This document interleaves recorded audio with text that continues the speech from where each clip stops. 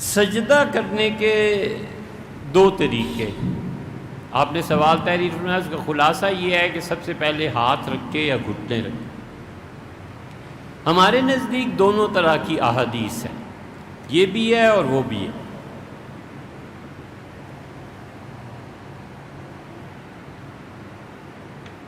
اور ہمارے نزدیک حنفی فقہا کے درست طریقہ یہ ہے کہ سجدے میں جاتے ہوئے سب سے پہلے گھٹنے رکھے جائیں.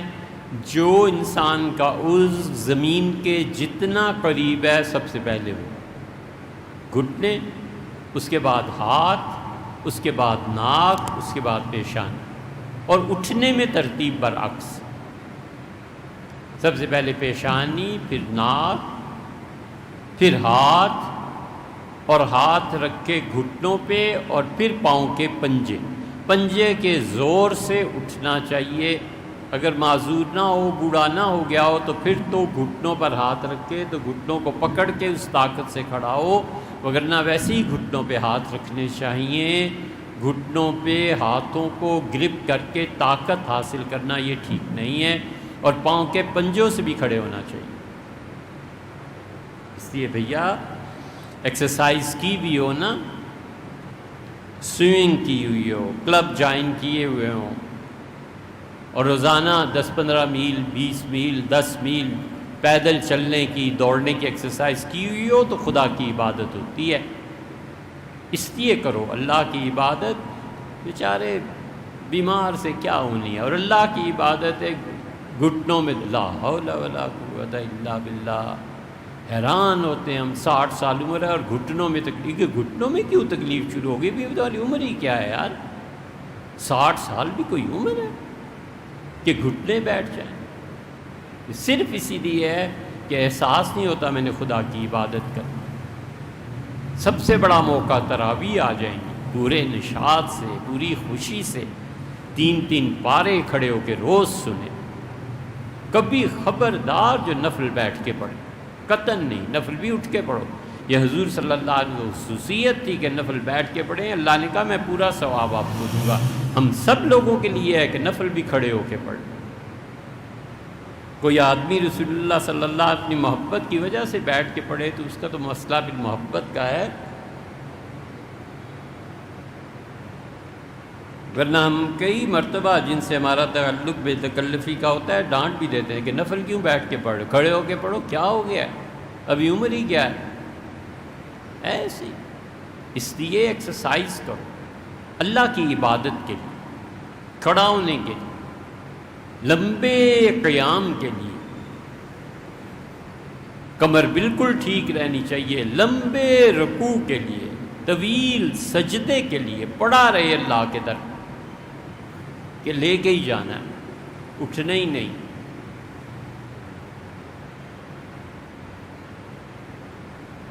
تابعین کے متعلق آتا ہے کتنے ہی لوگ وہ کہتے تھے اللہ آج کی رات رکوع کے لیے ہے.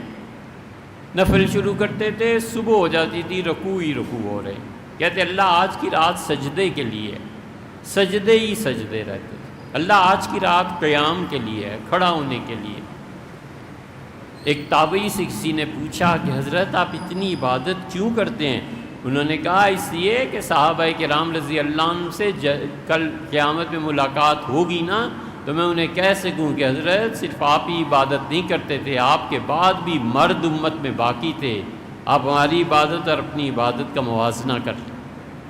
مطلب صحابیت کا شرف اپنی جگہ پہ، لیکن جہاں تک جسم کی عبادت کا تعلق ہے پیچھے ہم بھی نہیں رہے.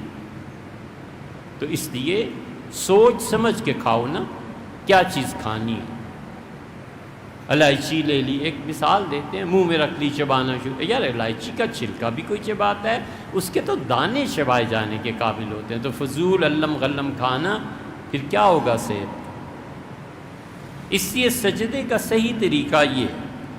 چنانچہ ابن حجر رضی اللہ عنہ کی روایت میں آتا ہے کہ میں نے حضور اقدس صلی اللہ علیہ وسلم کو دیکھا، آپ نے جب سجدہ فرمایا تو وضع رکبتئی قبل یدئی، اپنے دونوں ہاتھ رکھنے کی بجائے پہلے اپنے دونوں گھٹنوں کو رکھا، پھر ہاتھوں کو رکھا. وَإِذَا نَهَضَ رَفَعَ يَدَيْهِ قَبْلَ رُكْبَتَيْهِ، اور جب اٹھے ہیں رسول اللہ صلی اللہ علیہ وسلم تو ہاتھ پہلے اٹھائے اور گھٹنے بعد میں۔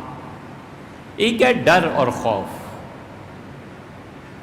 چوٹ لگ گئی، خوف ہے کہ اگر گھٹنے پہلے زمین پہ ٹکے تو میں چوٹ آ جائے گی، وہ ایک الگ مستثنا ہے، لیکن اصل چیز یہ ہے، اور یہ روایت دارمی، نسائی، ترمذی ہر جگہ آپ کو ملے گی، اور اسی لیے بہت جگہ یہی آئی ہے۔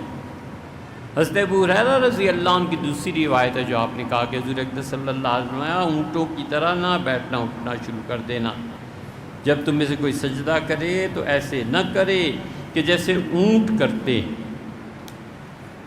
اس لیے اس حدیث پہ بہت بحث کہ پہلے ہاتھ رکھے یا گھٹنے رکھے۔ ہمارے نزدیک ابن حجر رضی اللہ عنہ کی روایت سب مستند ہے، اور امام مالک رحمۃ اللہ علیہ کے نزدیک وہ روایت ہے جو حضرت ابو ہریرہ رضی اللہ عنہ کی ہے کہ پہلے ہاتھ رکھے پھر گھٹنے، اور دونوں پہ خوب محدثین نے بحث کیا، حتیٰ کہ امام نووی رحمۃ اللہ نے لکھا ہے، شافعی ہیں بہت بڑے محدث و فقیہ، انہوں نے کہا میں فیصلہ ہی نہیں کر سکا کہ ان دونوں احادیث میں زیادہ کون سی۔ تو علماء نے حنفیوں میں یہ فتویٰ دیا ہے اور علماء ہی نے مالکیوں میں وہ فتویٰ دیا ہے۔ اس لیے جب دونوں ہی طرف فتوے ہیں اور گنجائش ہے تو کیا ضرورت ہے ان چیزوں میں سے کسی چیز کو بھی خلاف سنت قرار دینا۔ ایک ہے زیادہ بہتر کیا، زیادہ بہتر ہمارے نزدیک وہ ہے، مالکیوں کے نزدیک وہ ہے، تو اس لیے ان چیزوں میں پڑھنا ہی نہیں چاہیے، ان کے پاس بھی دلیل ہے ہمارے ہاں۔